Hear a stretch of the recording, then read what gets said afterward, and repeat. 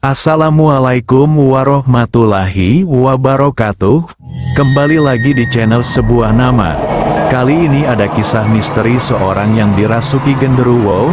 Tapi sebelum kita masuk dan mendengarkan ceritanya, tekan terlebih dahulu tombol like, komen, share, dan jangan lupa tekan juga tombol subscribe serta nyalakan juga lonceng notifikasinya agar para sahabat tidak pernah ketinggalan cerita-cerita yang lainnya dari channel kami.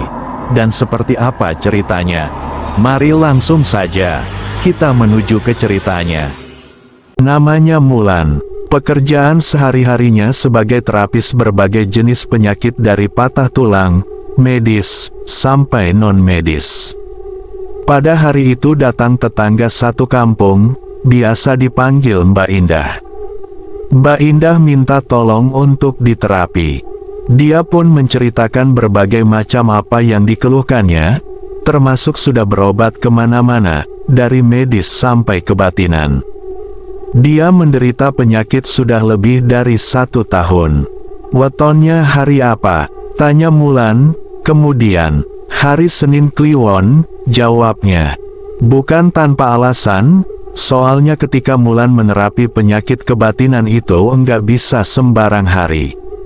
Dia harus mengambil pada weton hari lahir pasiennya. Masih lama, dong Mbak Mulan. Setengah bulan lagi, katanya, agak kecewa. Kalau mau menunggu silakan, kalau enggak ya terserah, timpal Mulan. Akhirnya hari yang disepakati datang juga. Tetapi waktu itu ada rencana yang tidak Mulan rencanakan. Dia pergi ke luar kota. Karena perginya naik kendaraan umum, jadi Indah harus menunggu lama. Waktu itu, Mulan berangkat dari rumah sekitar pukul 8 dan sampai di tempat tujuan sekitar jam 10. Seharusnya jam 12-an dia siang sudah sampai rumah. Tetapi karena hujan lebat, dia tidak bisa langsung pulang dan memilih untuk menunggu hujan reda. Sementara itu perjanjiannya dengan Indah yang seharusnya jam 12:30 siang, akhirnya tertunda karena hujan lama. Kira-kira setelah 2 jam, hujan akhirnya agak reda. Kebetulan ada angkutan umum yang mau jalan, Mulan langsung lari menyetop. Dia lihat jam, sudah jam 12:30. Akhirnya Mulan sampai rumah jam 1:30. Di rumah juga habis hujan lebat. Karena belum salat, dia kemudian bersih-bersih kemudian salat dulu. Setelah salat, niatnya mau langsung ke rumah Indah. Ketika Mulan mau keluar rumah, saat memegang pintu, tiba-tiba ada yang mendorong. Ternyata Indah. Dia tersenyum. "Mbak Mulan lupa ya?" ujar Indah. "Bukannya lupa, kebetulan tadi ada acara di luar kota. Seharusnya jam 12 sudah di rumah, tetapi karena hujan jadi telat," kataku menjelaskan. Kemudian Mulan bergegas dengan Indah, karena dia minta diterapi di rumahnya saja. Tapi biasanya orang yang hendak diterapi, terapinya di rumah Mulan. Sesampainya di rumah Indah, karena dia sudah siap, langsung Mulan melakukan terapi. Seperti biasa, Mulan kemudian memintanya pakai kain sarung saja. Mulan meminta Indah tengkurap, lalu dipegangnya telapak kaki Mulan. Begitu dipegang telapak kakinya, Indah mual-mual, seperti mau muntah. Terus Indah minta diambilkan kantong plastik sama anaknya. Mulan pun tetap melanjutkan terapinya, sekalipun Indah mual-mual terus. Begitu Mulan pegang punggungnya, Mbak Indah tampak kesakitan seperti orang diruqyah, meraung-raung. Lalu dilepasnya kedua tangan Mulan. Selanjutnya Mulan pegang lagi tengkuk bagian belakang Indah. Dia pun meraung-raung lagi. Bulu kuduk Mulan pun merinding, dingin menggigil. Kemudian dilepasnya lagi tangan Mulan.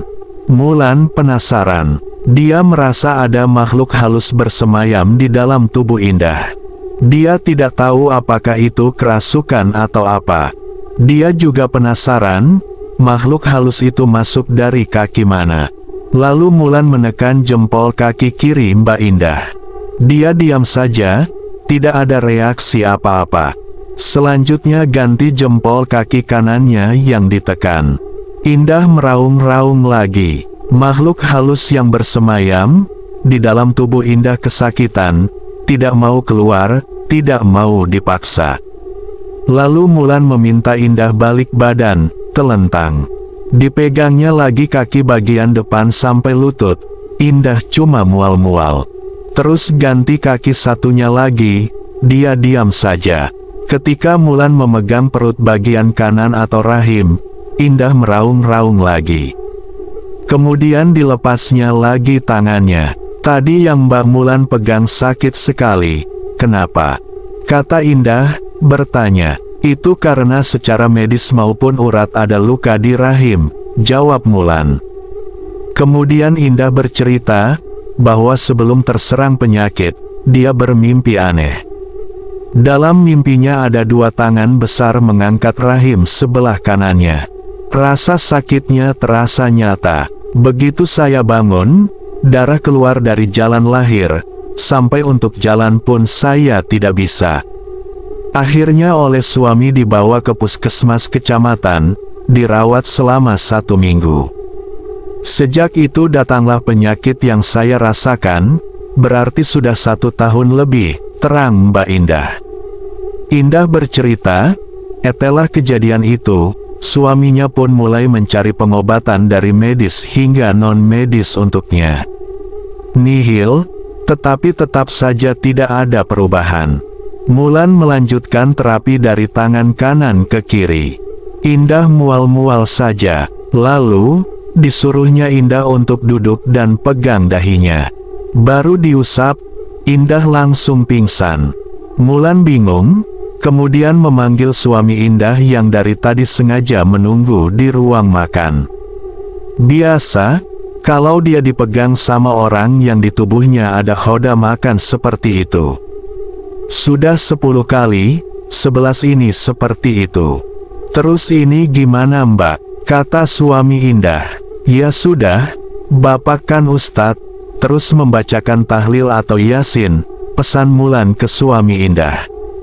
Kemudian Mulan menyerahkan segelas air ke suami Indah untuk dibacakan doa. Suami Indah pun dia mulai membacakan doa. Setelah dibacakan doa, dia usapkan air itu ke ubun-ubun istrinya. Mata Indah terpejam, tetapi air matanya keluar terus-menerus, seperti orang menangis. Kemudian suaminya membaca doa lagi, ditiupkan ke telinga kanan istrinya, lalu baca doa lagi dan ditiupkan ke telinga kiri istrinya. Bukannya sadar, Indah malah menunjuk-nunjuk ke arah Mulan. "Hai kamu," katanya dengan suara berat, sambil matanya terpejam. "Hai kamu wanita, kamu jangan ikut campur ya. Biarkan saja orang ini," sambil menunjuk dadanya sendiri, "kamu nggak akan bakal bisa ngeluarkan aku dari sini. Yang nyuruh juga nggak akan bisa ngeluarin aku dari sini. Terus yang buat juga nggak akan bisa ngeluarin aku dari sini. Soalnya aku sudah betah di tubuh orang ini." Mbak Indah yang masih dalam kondisi kerasukan, menunjuk-nunjuk Mulan lagi sambil tertawa. "Hai, wanita cantik," kata Indah lagi. "Siapa yang sakit?" Timpal suaminya. "Bodoh, budek, goblok, wanita cantik yang ada di belakang wanita ini," ujarnya sambil menunjuk ke Mulan. Sama lelaki tua yang di belakang sebelah kanan dia, tetapi dia nggak sekuat si cantik. Wanita cantik itu rambutnya panjang terurai sampai tumit.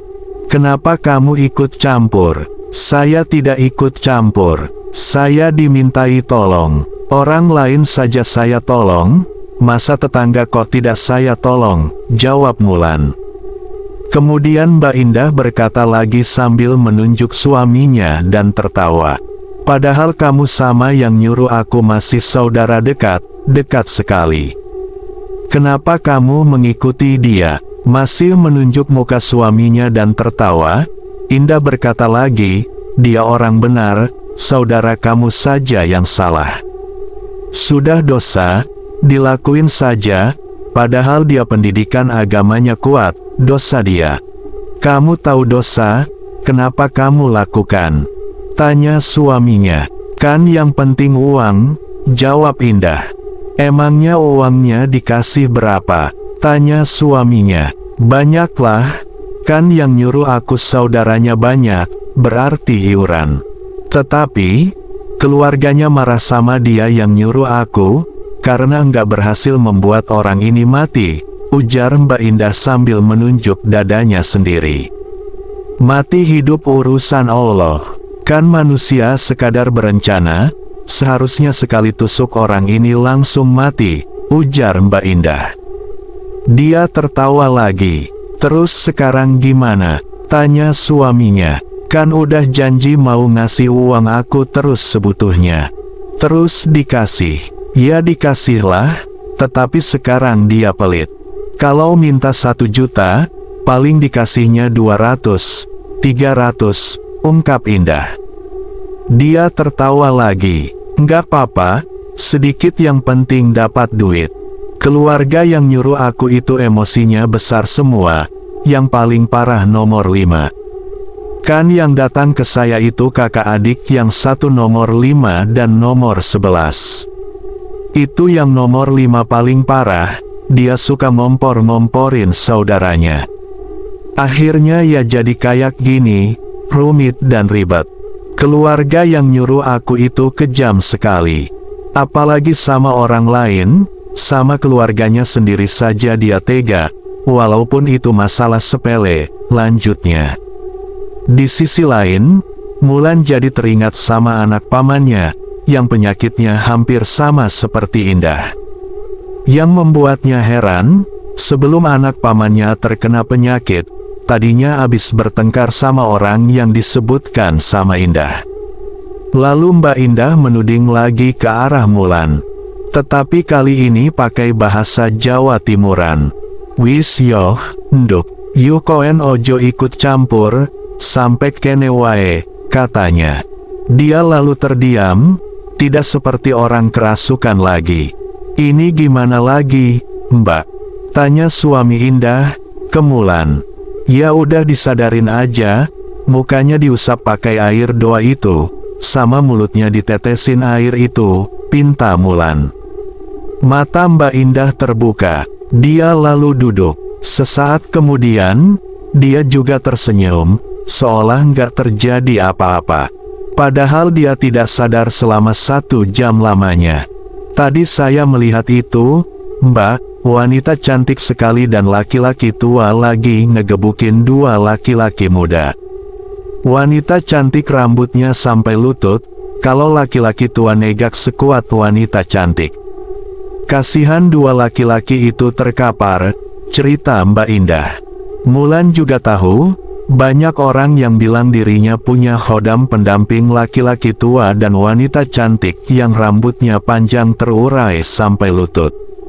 Kalau dari orang sebelumnya yang mengobati Indah, yang dilihat oleh orang itu adalah makhluk halus sejenis genderuwo.